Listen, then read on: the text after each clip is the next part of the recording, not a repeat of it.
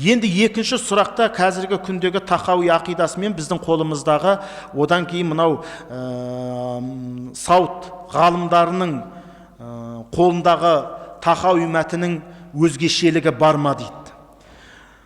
Енді нұсқаға байланысты әңгімеде көп. Яғни ол тахауи мәтін емес, ол нұсқалардың келіп жетуіне байланысты. Мысалы, көп жыл өтті, ол кейбір нұсқалар жоғалды, кейбіреулер сақталды, кейбіреулер бір-бірінен көшірілді. Сондай кейбір сөзде де ерекшелік болады, бірақ бұл мәтіндерде қатты айырмашылық жоқ. Түсініздер ме? Тек қана бір жермен ескертіп өтейін. Мысалы, саудиялық ғалымдар имам Тахауидің мынадай сөзі бар. «Уәл ғаршу уәл күрсию хаққун» дейді. «Уәхуа ғазза ва джалла мустағнин анил ғарши ва ма дунаху мұхитун би күлі шай ва бима фауқаху» дейді. Осы арада сәл өзгеріс бар. Біздің қолымыздағы мәтіндермен ол бауырларымыздың қолындағы мәтінде. Мынадай. Имам Тахауиді аршы да, күрсі де хақ. Раббул ғаршил ғазим, ар-рахман ғалал ғарши стауды. Аршы хақ. Уасиға күрсиюху самауати вал ард. Күрсиі бар. Енді Алла тағала аршыға да, аршыдан басқаға да мұқтаж емес дейді.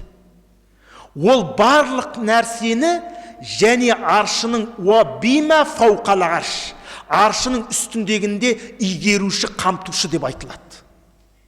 Өзінің құдіретімен, ілімімен. Осы арада мынадай өзгеше айтады. Мұхитун би күлли шай уа бима фауқаху деп біз аламыз, аршыны аршының үстіндегі деп.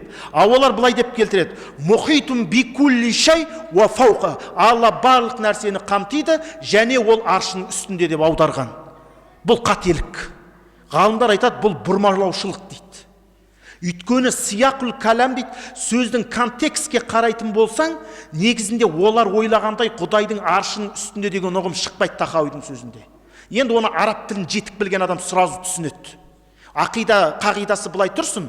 Жаңағы мұхитун би күлли шай уа фауқаху деген сөзді Алла барлық нәрсені қамтиды, ол аршының үстінде деп аудару дейді. Бұл араб тілі тұрғысынан қате. Сонтан ғалымдар айтады, ол жерді жаңа сонтан оның мағанасы мұхитун би күлли шай уа бима фауқаху, яғни Алла тағала барлығын аршының үстінде, одан басқасында қамтиды деген ұғым білдіреді. Осындай айырмашылықтар бар. Бірақ негізгі мәтінді ол ешкім өзгерте алмайды. Сонтан ол жерді өзгерткенде біз өзгерт деп айтпаймыз. Мүмкін олардың қолындағы нұсқада сондай сөз келген болуы мүмкін. Біз мұсылман бауырларымызға ешқандай жамандық ойламаймыз. Өзгертті, аударды, бұрмалады деген сияқты.